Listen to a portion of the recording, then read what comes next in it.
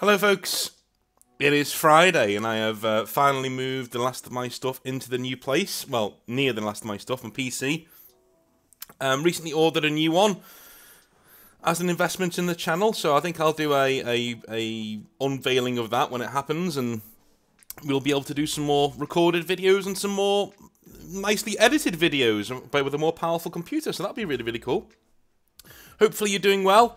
Hopefully your week is going well. It is nice and sunny here, and I've just finished up putting up some furniture for the new place, so there we go. First thing, of course, as a man, was the computer desk, because, you know what you're doing, right? Computer desk, painting desk, we're ready to go. If you like what I do, subscribe. Let's jump into the hobby nightmares, shall we? Austin says, "Howdy, Sir North. My name is Austin. Feel free to use my name. And over the course of a year, I've listened to your videos whilst working. Good lad. I run a lawn care business, and in the winter months, I do flooring as a subcontractor. As I write this, I have a month left before I leave for the United States Army. I'm going to be doing airborne infantry, and we'll be looking forward to catching up on all the videos after my 6 months of basic training. I have 2 stories that centre around the same self-entitled twit. He was a friend, and I won't use his name, but he single-handedly ruined our D&D sessions and my Warhammer 40k experience. If it becomes too long, feel free to put it into shorter words or take a tea break, and I'll refer to this friend as Twit." Okay, cool. Excellent stuff. Let's jump in, shall we? Story number 1. By the way, good luck for your time in the military. I've had a friend over there who's gone into the US military, and he's enjoying it very, very much, so hopefully you will as well. This tale begins in a kitchen among one's very close group of friends. As we sat around shooting the hay on New Year's Eve, I had floated the idea of teaching the group how to play D&D. Like a firecracker, the idea exploded, and the following month I was buying all of the books, dice and minis we needed to embark on this epic journey together. Seeing how I was the guide to this party, I didn't ask for a dime, just for them to immerse themselves into the world of Barovia. What is that the one that Curse of Strahd is in? Anyway, once I had all the tools that would aid me in DMing this epic, I started session 0, and through pen, ink, meeting, and the page, mighty characters were born, awaiting the crucible of battle. All coming from different lands and having different sets of skills that would make their travels through Barovia unique to them. Once I finished the birth of these warriors, I set the rules of the campaign against Strahd into stone for these travellers. Okay, so I was right, yeah. So Barovia is the D&D campaign setting where the Curse of Strahd takes place. Essentially, you're fighting D&D Dracula, if you wanted to know, folks. Thus, the session 0 was concluded, and me and my now wife got a wonderful surprise that was a positive pregnancy test. Oh, good. Excellent, well done to you. This, of course, filled me and my lady with a whirlpool of emotions that overwhelmed us, but my wife was so supportive of my passion that she still met every other Saturday at Twit's house. That's brilliant, man. I like that. Maybe it was important to her too, you never know. The first session began, and the shadow of a main character syndrome had reared its ugly head. I had been the guide to many adventures and of many different skill levels, so I knew how taming this could go. I had the mental wit to make sure no one adventurer would get too much say and would pick which mighty warrior would get to speak upon an encounter first, then let the others voice their concerns as we went forwards. That's a pretty good way of doing it. We had started at noon, and the sky had fallen, and many laughs had been accompanied in this session. With a sense of pride, I packed my world into my bag and headed off to plan our next session. Between the next session, I had got on a table that better suited our needs, along with a water dispenser. All for Twit's garage, and still there to this day. Overall, I had sunk about $670 into this adventure. Keep in mind, I'm the poorest out of all of my friends, but you can't put a price on friendship and laughs. This campaign was my love child. I poured 6 to 10 hours between sessions into the writing for different paths they could adventure down, along with the impact they could have on the world. Okay, this is what happens when a DM goes in deep. You know what I mean? I always say this. If you give your DM passion, and you give him like a want to actually be in his world, he will break his back for you, dude. I'm telling you now. He will create wonders for you to journey through. If you don't give him anything, he'll just walk away. We are 0 to 100. That's all. That's how you have to operate as a DM. If people aren't giving you 100% of their effort for your world, you walk away. It's too much of your effort for little return. You know what I mean? Anyway. Yet, being the decent dungeon master I am, I knew they would swerve off the beaten path of my writing and crash into an improv session of this world that would better suit these murder hobo warriors that I guided through this epic tale. As their tale expanded, wrapping its tentacles around the world of Barovia, I had tamed the beast of main character syndrome, Twit, and had pushed every party member to engage the folk of the lands. Each warrior growing more powerful, feeling as though they could smite anything that crossed their path. I had made this the single best adventure I had ever controlled. This persisted till my child was born, a beautiful baby girl. Then Twit had an idea.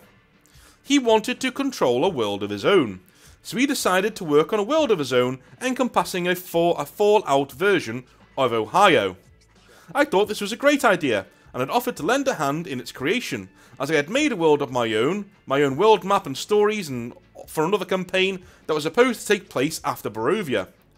Twit was not privy to the world of DMing, so I tried to suggest a one-shot or a very short campaign before starting his magnum opus.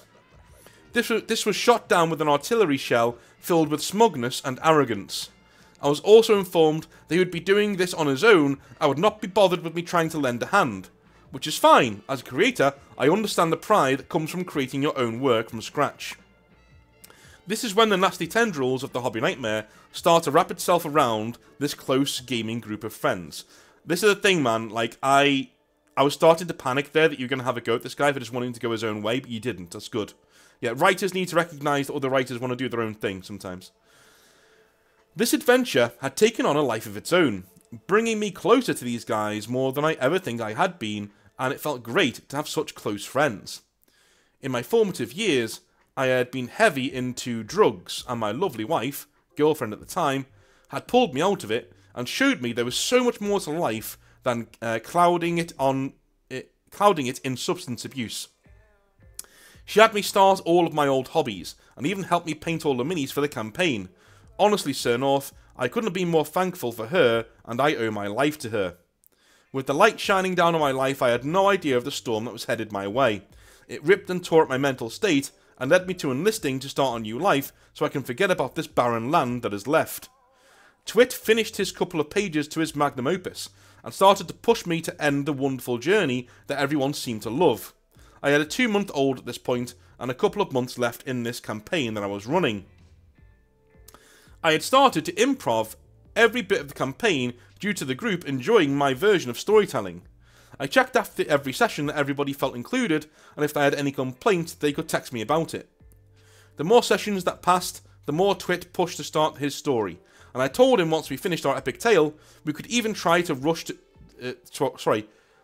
I told him once we finished our epic tale, we could, and even tried to rush to a crescendo. Okay, so you tried to rush your campaign to get to his. Okay, fair enough. The group of 4, not including me, was still having a blast in my world. Even Twit, then with a flash, and it was gone. Okay, again, we need to learn how to use commas, because it's what I shouldn't do is read like multiple academic essays and then come to reading Hobby Nightmares. I just, my rhythm of reading goes all over the place because the commas aren't in the right place. So it doesn't matter. It's a small thing. Just don't worry about it. Okay, just so you guys know why I'm stumbling sometimes. The group of 4, not including me, was still having a blast. Even Twit, then with a flash, it was gone. Everything was in Twit's garage there, for he controlled what would transpire in his space. He informed me that my campaign was over and we would be starting his, and I would just have to get over it. North, I don't know how to express the gut-wrenching feeling that overwhelmed me. I had poured literally my soul into this along with a huge amount of money, and even provided a table and multiple other things to make this as comfortable for everybody involved as I could. There were 2 more people joining the fold in this campaign that he worked with. Twit, I mean. This wasn't a huge deal, but threw the group's vibe off a bit. So here I sit with a hole in my heart and a person I thought was a friend shoving me aside to start his own shtick. I'm not going to lie, this guy was a solid guy until he came up with this campaign. Once he had made it, I knew my days were numbered in this group. Okay, alright. Okay. I mean, this sounds like a failure of communication to me. Did you not like say to him, listen man, I want to finish my campaign. Screw you. I'll go and book my own venue if I need to. You know? If he says to you, well, you can't play it here, then say, fine. I'll message the guys, we'll go play it in another venue until it's finished. You can sit out. And when it comes time to play your campaign, I won't be there. Because you're being a dick. That there were ways to go about this without just, like, folding like a deck chair. You know what I mean? Maybe you didn't. Let's carry on. Maybe I'm judging you unfairly. Let's carry on. He had come to me before the last session of my campaign, before everybody else showed up, and told me my place was a mess. He had come over because I used my 3D printer to make everybody little Fallout guys for his campaign, so he could paint them during session 0. I was told my place was a mess and he would call CPS, Child Protective Services, on me if he saw my place dirty again. I'll be honest, my place has baby stuff everywhere, but it wasn't a health hazard, nor was it my near child's area or anywhere near where she would be. I'm not prone to beating someone's eyes shut, but I was close north. I took it on the chin, and I just knew he wasn't a real friend, but I needed this space to have a break from the stress of being a new parent. We go through session 0, and the whole time, he is favouring his new guys, and letting them do things with their characters that the group wasn't allowed to do. Mate. Okay, I'm going to take a quick segue. If you don't like segues, about me like talking about my own experience during these Hobby Nightmares, then I don't know what to say to you. You're watching a show called Hobby Nightmares, what the fuck do you want from me? Listen, very, very, very recently, I had a friend who was acting in a similar way. Alright? Not in exactly the same way, nothing to do with CPS or anything like that. Just being overly aggressive on nights out and getting angry and, you know, kicking doors and things and generally snapping at people that you shouldn't be snapping at. And I've known this friend for over a decade, like 15 years now, maybe even more than that. I actually had to, well, tried to call him, he wouldn't pick up. I then had to text him and say, listen mate, this is going to sound weird, but I'm breaking up with you. Alright? We're not friends anymore. You're a dickhead. You've turned into a real dickhead, and I don't want to be around you anymore.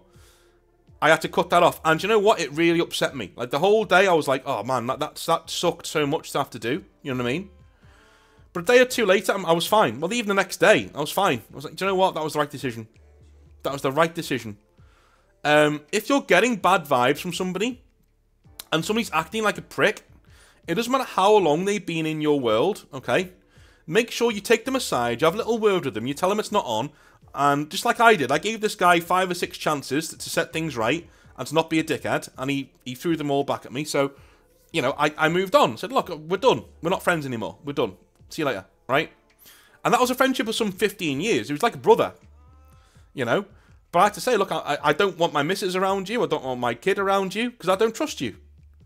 I don't trust you not to snap and just start, you know, shouting at people and raging at people, right? You know, I've seen him do that to people multiple times, and it's not something I want to deal with. So just, you know, no, sorry, we're not friends anymore. And, you know, he took no responsibility for that behaviour and turned it back on the people he was getting angry with when they'd done nothing wrong. So I said, no, you know what? No, we're fucking done. You can leave. I'm done. Right? Don't turn up at my house again. Don't be anywhere near me. If I go into a pub and you're there, I'll leave. If I'm in a pub and you come in and I'm with my missus, I will either leave or I will make you leave. Because I don't trust you, I don't want you around, you're not safe to be around. Right? That's the conversation I had to have. So trust me when I say, I know how shitty it is to have that conversation with a friend you've been with for a while. Do you know what I mean?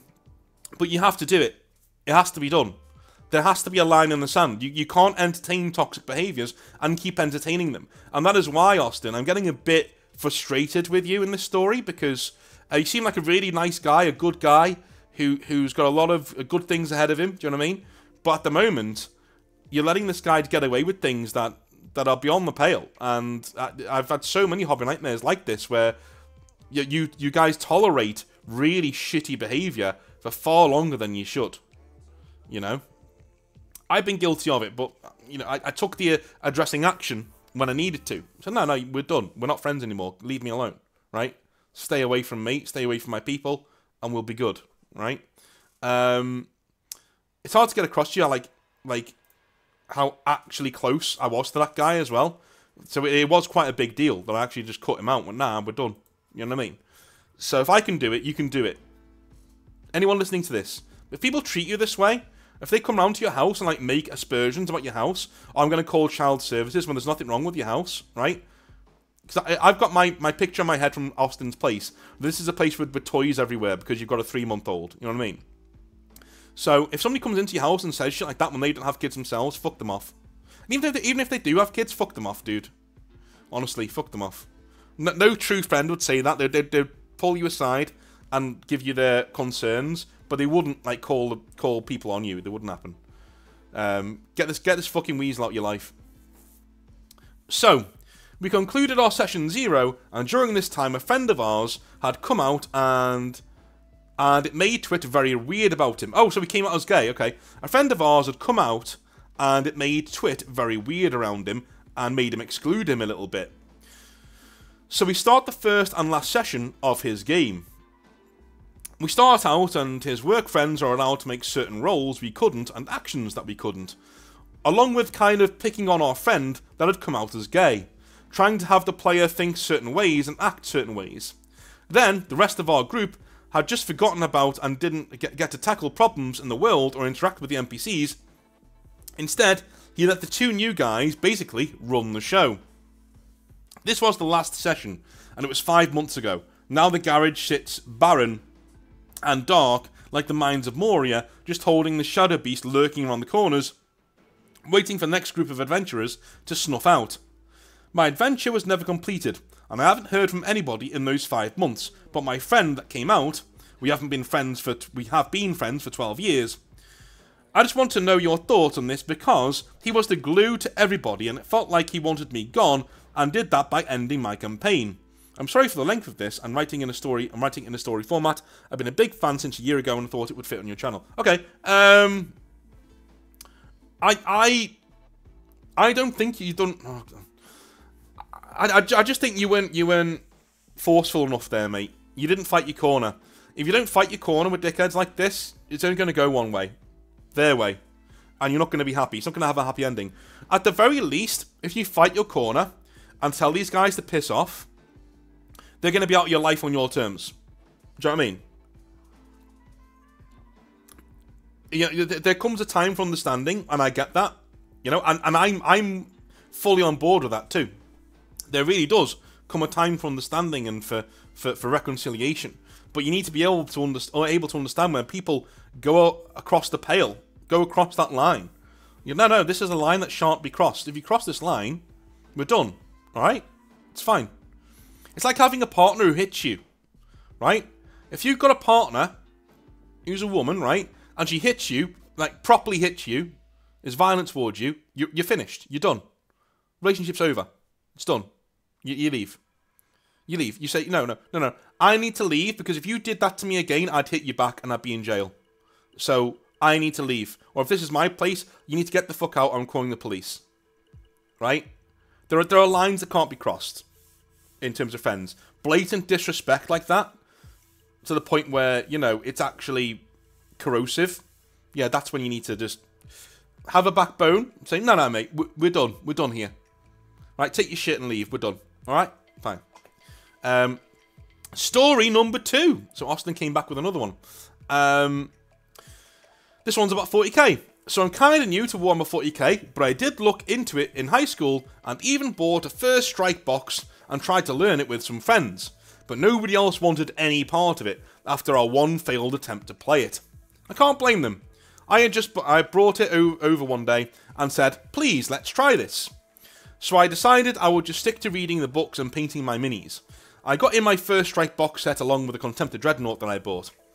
About 7 years passed of me enjoying painting minis here and there and reading the books, along with lore videos on YouTube, which seemed to be the only way for me to actually hold on to the lore.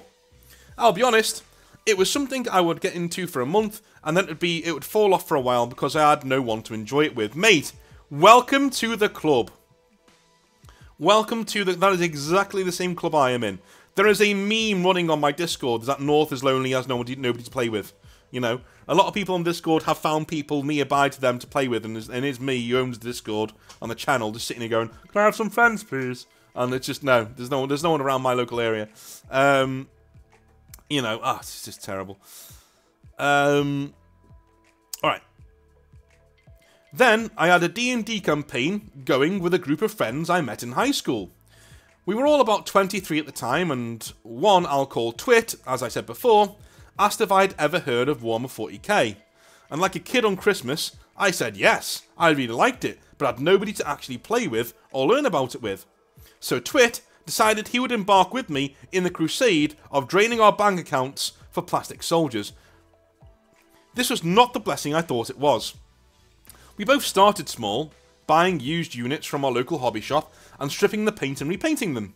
The first sign that this was not going to be fun was painting them together, as it had become a competition for Twit. Dude, if this guy started being a dickhead a decade ago, before, you know what I mean, and then a decade later you finally send me an email where he tanked everything for you, I'm going to get annoyed.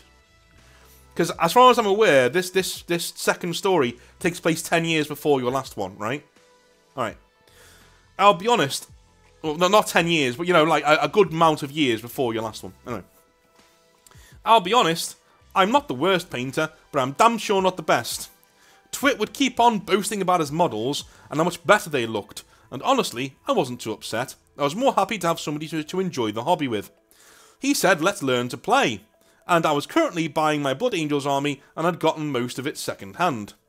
I got a killer deal on my codex, info cards and the main rulebook for 8th edition, all for $40, from a guy that used to buy Blood Angels and had stopped.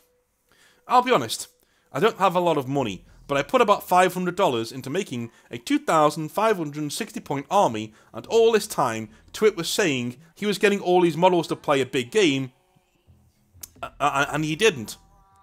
He had 1,000 points, and that's fine.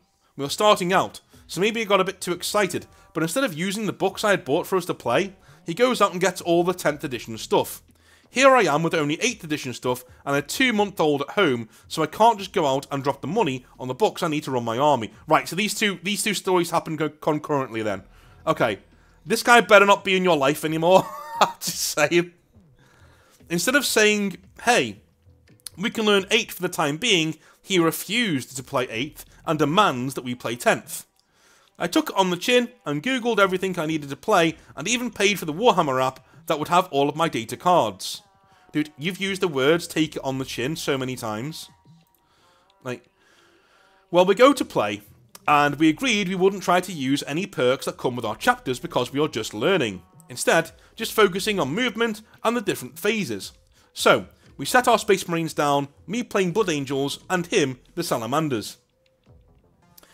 The first game we both have actually played, and right off the rip, he tells me his units all have melters and will instantly hit, which I don't even know if that's a real thing, but whatever, I just want to play it. No, it isn't. Salamanders players, comment section down below.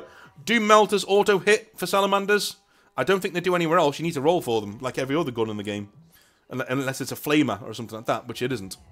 So I say okay, and Twit starts to tell me how the shooting phase works, and that all my units don't get saving throws. So I go to pull a video up to explain this, and he gets very mad, asking if I think he's cheating. I don't know how to play, and neither does he, so I just wanted to be sure of what we were doing, you know? So I just let it slide and removed my models. Dude, you're a fucking... Dude, I'm starting to get really... This is the end of the... We're at the end of the story now, and thank fuck, because I'm starting to get annoyed.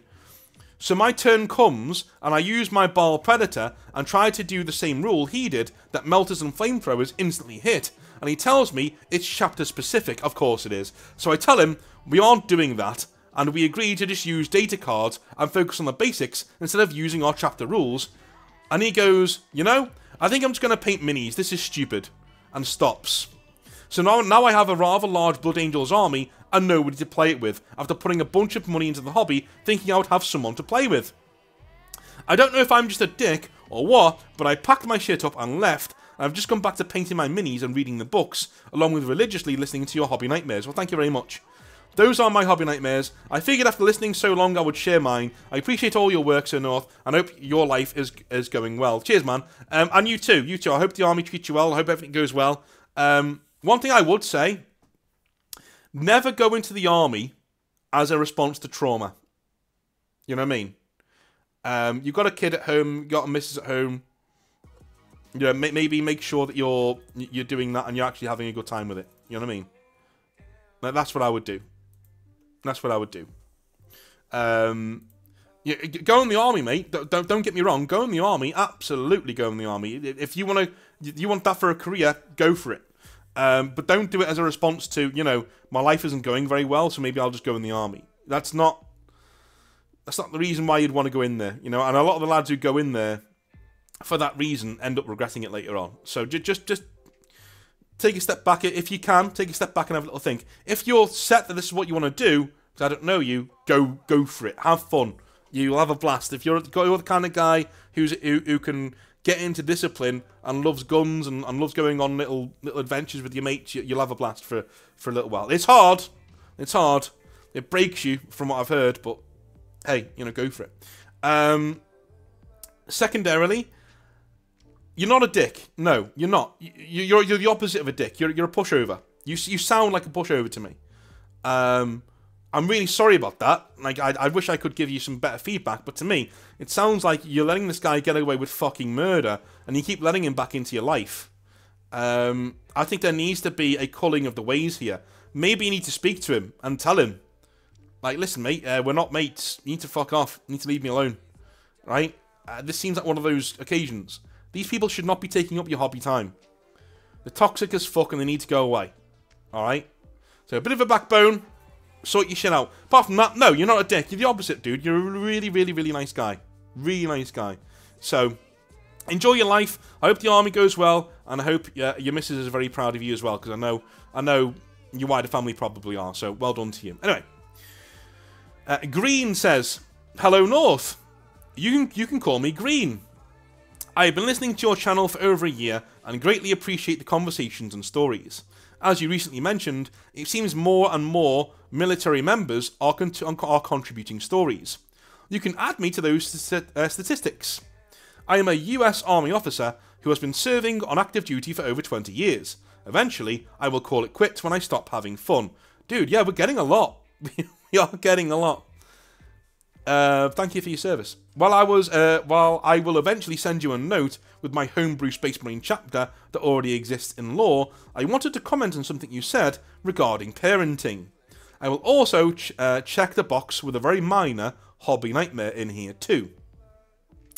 As my two boys were growing up, I always knew the playground and classroom would be a tough place. The boys would have to be ready to face trouble from bullies or overconfident classmates. My wife and I had different criteria for when our children could physically defend themselves. I was willing to let them throw punches and end any bullying situation. She preferred violence as a last resort. We settled on a compromise that proved to work at least once. We told our children that if somebody made physical contact with them, they were to tell the offender to stop, and they were also to tell a teacher so an adult could get involved. I always hated the idea of my kids running to the teacher because I felt this would only prolong bullying. I accepted parenting sometimes requires compromise though. We also told our boys that if the teacher did not get involved, they were free to respond and that they would not be in any trouble at home. So as a teacher, alright, I'm going to be honest with you, mate. You should let your kid hit other kids. I know it's going to sound really bad. Let me take a sip of tea and I'll explain. So, as a teacher, the amount that teachers can do towards bullying is very limited, especially in the UK. You can suspend a child or even expel them, but that's a very last resort. People are very, very hands-off these days when it comes to bullying. I would advise your child, if somebody gets physical with them, to get physical right back. There's only one language bullies understand, and it's the same language that they're giving out, right? As soon as you bloody a bully's nose, even if he beats you, even if he gets one over on you, he won't touch you again. You're not worth the hassle, right? And that's the worst that's going to happen is you'll get a few licks, that's it. You know? Literally. I went through bullying when I was younger. I did. And I got to the point where I snapped and I hit the bully back and he never bothered me again. Not once. Not once. It was just 1 or 2 punches and that was it. He didn't want to know. So, again, like, it's not big or clever, and it's not something that I would advise parents to do from a professional standpoint if I was sitting in the classroom, because I can't. But from me talking to you now, I'd say, yeah, if your kid gets bullied, tell them to respond in kind. Like, yeah, you go fuck yourself. How about that? You know what I mean? And if the other guy gets physical with him, get physical right back. Stand your ground. Don't be a fucking pussy. Stand your ground. Stand your ground. And let them know you won't be fucked with. Alright? The problem is that sometimes we create kids in that situation who then become bullies themselves. You know? That's what you got to watch out for. But if you've got a nice kid there, I've said it off the record to a few kids, you know, who are nice kids, who I know won't go down that path. If they're getting bullied and they're getting hit in the face and things, I say, listen, fucking smack them back. Smack them back. Yeah, give them one back. Just one. Doesn't matter what happens, just give them one back. Doesn't matter what you do. As hard as you can, right in the fucking nose. They won't do it again. Do you know what I mean? And it's the way to... It just solves it like that. Bang. Like literally... I've never seen it happen in a school where a kid does that and the bullying continues. It just doesn't. They give you a wide berth, you know? I'm sure there's an exception out there somewhere that somebody will bring up because we're on YouTube. But as a teacher, I've seen dozens of these occurrences, right? Where kids have come to me and I've gone, okay, you know, well, it's fair enough. But then if I know that like they're in a situation that this can help them, I will pull them aside and say, listen, you need to defend yourself, mate. Just defend yourself, okay? That's all you need to do, and that guy will fuck off. And it always works, always, every time, right? And I always stand up for them. Yeah, it comes in going, oh well, Timmy hit John. I was like, yeah, well, John was being a prick, right? John was being a prick for months. He pushed him to it. You know what I mean? So, I don't know. For me, physical threats. You respond with physical threats. You get them away from you. Because there's going to be some time when your son's going to be standing there with his wife and kid, and some dickhead out there tries to mug them or tries to do something, or gets in his face when he's in a bar, right?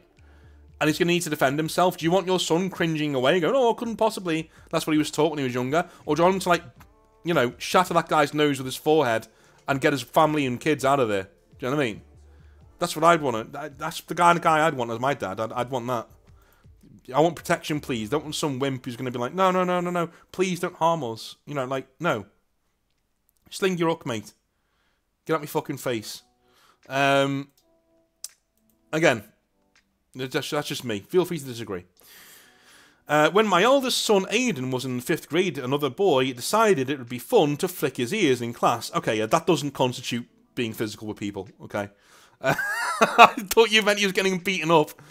Aiden followed our instructions, told the classmate to stop, and went to the teacher's desk to report it. The classmate continued to flick Aiden's ear as the teacher never addressed the situation. Aiden, who grew up in a military household and also played youth football and wrestled, was ready to escalate. To his credit, he gave his teacher one more chance. Aiden approached the teacher a second time and told her, "This kid is flicking my ear. I asked you once to make him stop. Both my parents told me that if I tell a teacher somebody is bullying me and you won't do anything about it, I can fight them and I won't get into trouble at home, even if I get into trouble at school." The teacher immediately stood up, resolved the situation, and called us that afternoon to tell us what had happened. All of this to say, I do agree with things you have said when teaching your children to grow up and face the world. Everybody needs to be ready to stand up for themselves and not be a doormat. Indeed. There are lines you don't cross, and I think your kid handled that sensationally well. Very, very, very well. You know, when I say physical intimidation, I mean like if your kid's getting hit in the face and getting told not to do anything about it, that's bullshit, and I've seen that happen. Oh, no, don't respond to getting kicked in the balls and hit in the face. No. You go and tell a teacher about that. No, not the guy, right in the fucking nose. Right? And when he goes down, keep hitting him so he doesn't get up again. Fuck that. You know what I mean? If you get physically struck properly, strike them back. You know, things like this, though, flicking the ears and shit, your kid handled that like a pro. like a pro. Like, went straight up to the teacher, hey, this is happening. Teacher doesn't do anything. Hey, if you don't sort this, I'm going to break his fucking neck. In kids speak, that's what he said. Right? I can fight this guy. You know? He's in 5th grade. Can you imagine having a kid in 5th grade come up to you going, listen, if you don't come over and sort this out, I'm going to fight this guy. It's like, okay. Right? I'll sort that out. Yeah. Brilliant stuff. Handle it like a pro. Please take a quick sip of tea so I can throw you in a very minor hobby nightmare. So minor that it can be called a hobby bad dream. This hobby bad dream took place in 2017 during 8th edition. Aidan was an 8th grader, and every other Friday night we would go to the local game store and pick up 40k games. Aidan was never a super competitive 40k player. He just enjoyed his Blood Angels, and we loved hanging out together. Mate, this is brilliant. I love this. One night, Aidan played against an Orc player who was in his early 20s. The game ended quickly when a green tie jumped in front of the Blood Angel lines and overran the Marines with some amazing rolls. Aidan took in his stride and spent the rest of the night watching my Ultramarines finish up a battle. A few months later, the store owner bumped into Aidan and me with an update. The Orc player was found to be using loaded dice at a local tournament and had been banned from multiple stores. My 8th grader immediately said, what a loser. Dude, your kid's a Chad. Like, your kid's got the making of a Northern Exile YouTuber later on. Not that I'm a Chad, but, you know, like, I reckon he could do my job better than me. 'Cause, like, that's awesome stuff. I love it. My 8th grader immediately said, what a loser. And we continue to laugh about 40k cheaters to this day, especially cheaters who likely use loaded dice during pickup games with kids. Both my boys and I continue to be close. Both grew up playing 8th and 9th edition 40k plus 2018 Kill Team with me.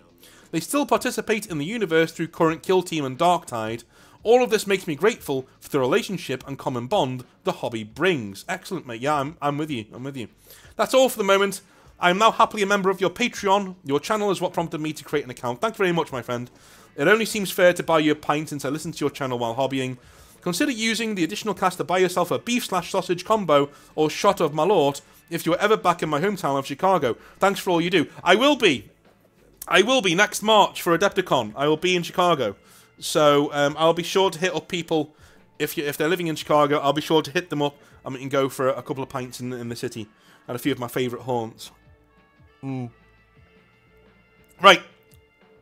Ben says, hi North, please call me Bendover. Oh, for God's sake, here we go. Here we go. Please call me Bendover, or anything other than my name for your own amusement. I prefer to remain anonymous for this. We'll just call you Ben. Thanks for taking the time to open this, and I hope it's okay for your channel. I was shown your channel at the turn of the year when telling a friend about a hobby nightmare, and I've really enjoyed listening so far. I was going to send it in at some point, but your recent video on why you left the hobby has inspired me to send this instead. I apologise for my writing in advance. I don't write at length often at all. I will mark mandatory sipping breaks where applicable, as my paragraphs are probably too long. In my defence, this nightmare is 100% hobby-based. Okay, good. Good. I find myself currently losing any will to play 40k anymore with my local friends. For context, I have been playing 40k for a long time, since the early days of 5th edition.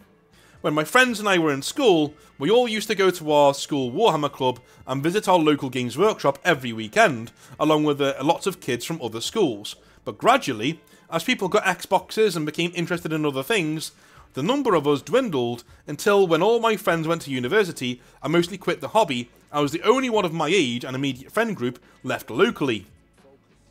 I still went and gambled with others older than myself who frequented the games workshop, but in this interim, the store closed and the club, and some of us ran alongside, was booted out of our venue and we could not revive it. A hobby nightmare for another time. I still played very occasionally, but this was limited by my time and my full-time job and college course I was doing at the same time, as any gaming required me travelling far away from home. After this gap of a few years, my friends got back from university and wanted to get back into Warhammer, which I thought was bloody great. As it was lockdown, we had a few games and painting sessions in people's gardens and the like. At the start, it was really fun. We weren't playing very seriously. Most of us had old collections or new armies that I needed help learning, but after a while, this changed dramatically. Okay, okay. He says, sip tea here. Alright, I will. A couple of guys... Oh, I need to put my thing down properly. There we go. A couple of guys started bringing absolutely ridiculous lists to our games that would just be as many of the most powerful units crammed in as possible, designed to absolutely flatten your army off the table. It was learned after a couple of instances of this, and clearly seeing that these lists just matched up to top list for X Army Online, that they had also been contacting top tournament players online for an opinion on what lists were the best. More than a bit of overkill for some Friday night gaming at somebody's house with some of our group who had never played a tournament in their life. A particular example of this was the top competitiveness when my girlfriend at the time asked one of my friends for help with choosing some Warhammer to get me for my birthday. He chose a unit, and then a friend told me whilst chatting later that he had been talking about countering this unit in a Discord call when list building. A unit I didn't even know I was getting until this moment. Whoa, what? That's really fucking weird. So he advised your girlfriend to get a model for you. That wasn't what you needed, so he could play you and batter it in a game. That's sad. That is really, really sad. Okay. It was a fucking land speeder, and not the most game-changing vehicle. We asked them to tone this behaviour down and keep the tournament stuff to the tournaments, or in advance, tell us if they wanted a tournament practice game. And of course, this lasted all of about a month. Yeah, it never stays that way, dude. As soon as you let competitive gaming into your casual gaming space, it's done. You need to move on. Fold up shop, go somewhere else, because people get addicted to gaming and to gaming at that level and the power that it brings them. Do you know what I mean? And I can't particularly blame them. It's a great feeling to have a really good list and see it do really well. I'm not here to tell you how to do your hobby or you know, if you want to do competitive gaming, brilliant. You know, that's great. What I will say is there is a place for competitive gaming. I've said it in so many of these hobby nightmares, and it's not around somebody's house over beer and pretzels, unless that's the kind of group that you're going with. You know what I mean? If that's not the group you're in, don't be that guy. You know.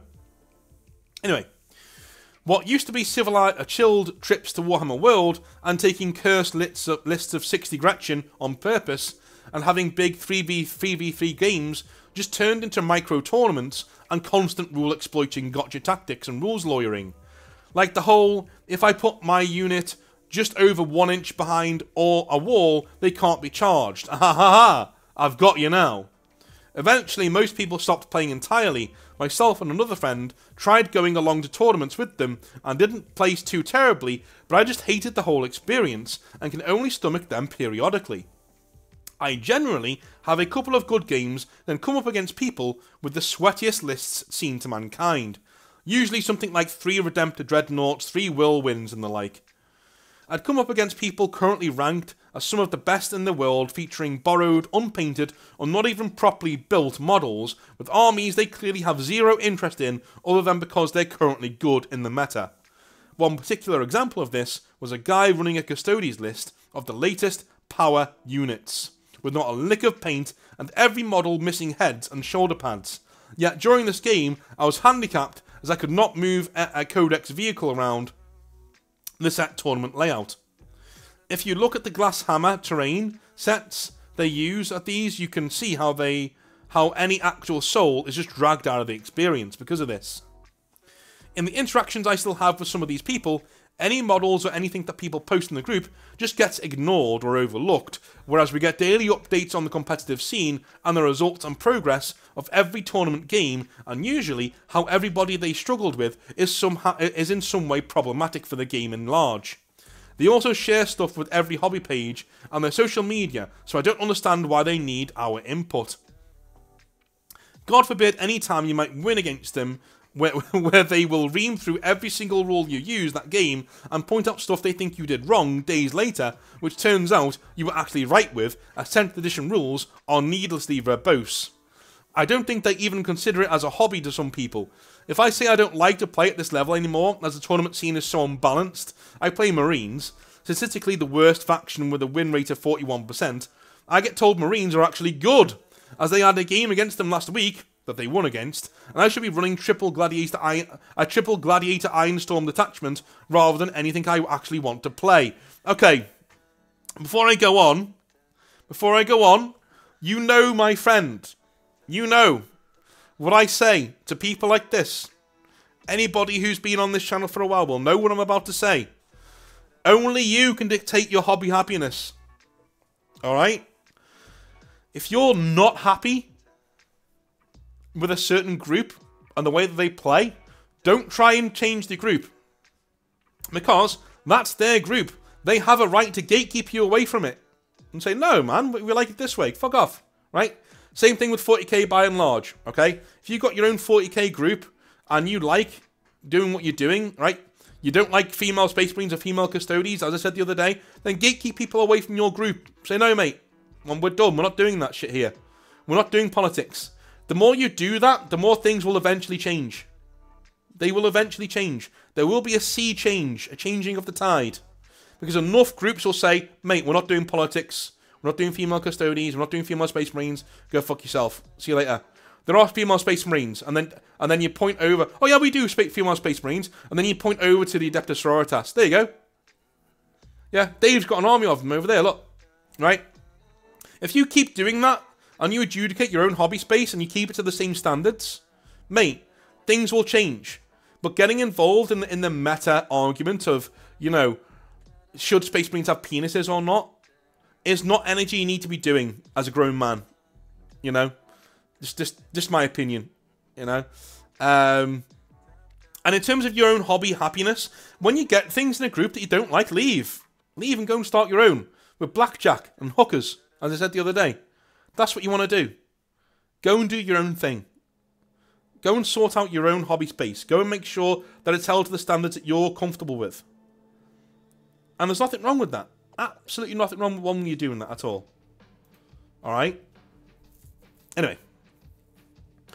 I genuinely feel ashamed to be playing alongside them. I brought one of them to play with some other friends at a housewarming 6,000 point game with actual Games Workshop staff present and playing.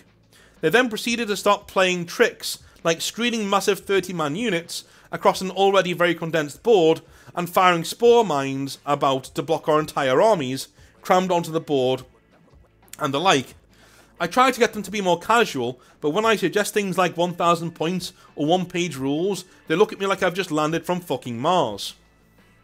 I have tried to get us to start other gaming systems, like Age of Sigmar and Kill Team, but they go out and buy the exact models to make the most powerful lists and nothing else, and refuse to change their lists at all over multiple games. I really struggle to justify gaming anymore, really. Friends I can have good games with live too far away, and my work prohibits me joining a more local club to game regularly with other people. However, I wouldn't change it for the world. I don't want to fall out with them, as they are my long-term friends, and I have a good time doing other things. But I just want this type of overbearing competitiveness. I find it insufferable, and when they ask me for a game, I'd rather cut my penis off with a rusty bread knife. Do you like Red Dwarf by any chance? Anyway, I generally feel like I am in some sort of midlife crisis, and feel like I should just draw a line under it and let them keep their meta-chasing circles and only play against certain people I know I'm going to have a good time against, win or lose. Down all a T, optional, alright? I will. Oh, sorry.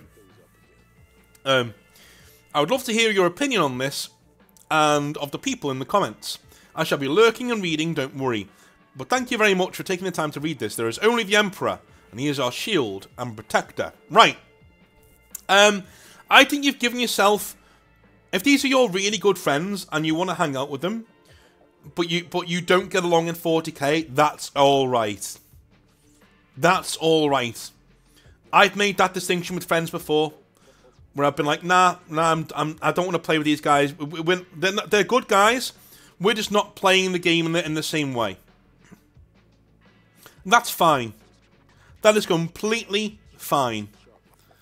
No worries whatsoever. If they want to go play the game their own way, you want to go play the game your way, that's fine.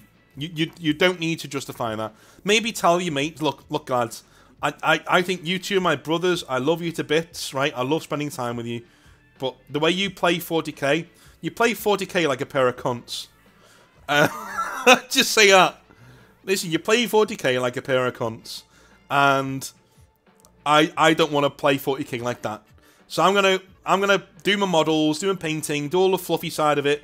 And, you know, if you ever fancy a fluffy game at my place, feel free, but in my place, it's strict one-page rules or a 1,000 point game where we just have fun. You know what I mean? That's what we do at my place, and we have fun. We do that. And maybe once you've done that and you've stepped back from the hobby side of it, remain friends with them, do all the things that they want to do, friendship-wise. That's fine. But advertise in your local area for fluffy games, a casual game. Maybe make your own gaming group, right? Do something like that. That'd be cool. That'd be awesome, you know? Make your own Facebook group, make your own Discord server, and advertise it. Go around to like local hobby stores and be like, hey, you know, I'm doing a group for casual players. If you don't want to play tournament play, come and play with me. Do some casual gaming. There will be people out there who will take you up on that offer, especially if you have clubs and places where you normally go and play, as it seems like you do, right? Start spreading that around. Those Games Workshop lads, by the way, the guys who work for Games Workshop, they will be casual players. They don't like competitive Games Workshop play, you know, 40k play. I never met a Games Workshop staffer who liked competitive playing. They're all casual players. For the vast majority of them are casual players, right? So don't worry too much about it. Create the hobby space you want to be in. We're carrying on from our video on Wednesday, you know what I mean? Create the space you want to be in. And then gatekeep it. Create the space you want. What is your hobby about? What do you find most interesting? What do you find the most enjoyable? Alright? Create that space. Even if for a while, it's a creative space with one person in it and that's you. That's fine. That's fine. Eventually, if you advertise it, more people will join you, and you'll end up with the games that you want. And then you gatekeep that. As soon as you get competitive people coming in, you say, no, mate, we don't fucking do that here. We don't do that here. There are other places for you to go and do that. They're called tournaments, right? And most other groups that aren't mine. But here, we don't do tournament play. We don't do meta lists. We have fluffy campaign games, and we do shit like that, right? That's what we do. You know? Another way of handling this might be to do a campaign where you're only allowed to take certain units because you're on a battlefield, you're on a world map, right? And so your friends are literally in the rules of the campaign only allowed to take certain units until they earn them later on. And even then, once that unit's destroyed, it's gone and they've got to re-earn it again. That'd be another way of doing it, or maybe even tricking them into casual play, because it's still very competitive because you're doing a campaign where you're conquering parts of a map. But they can, literally, by the game's own rules, they can only use certain units. And you'll get fairer games. Maybe that's a way of doing it, right? Do it like Dark Crusade, you know? If you take over this place, you can get a unit of Devastators. If you take over this place, you can get a unit of maybe a Land Raider, right? That'd be a really good way of going about it. So, let me know what you choose to do. And always use the Discord. The amount of people in the UK, especially, who get games from the Discord is unreal. There's a game finder on there. Use that as well. I love you a long time. I'm starting to lose my voice, but I will be back on Monday for some more Hobby Nightmares. We have a doozy on Monday. It's going to be amazing. Listen, I continue using Monday as the ex-Hobby Manager Games Workshop staffer support group. They get their time on Monday, and on Monday we have a very, very, very good one. So, I love you a long time. I will speak to you then. Have a wonderful weekend. Be good, lads. See you soon. Bye now.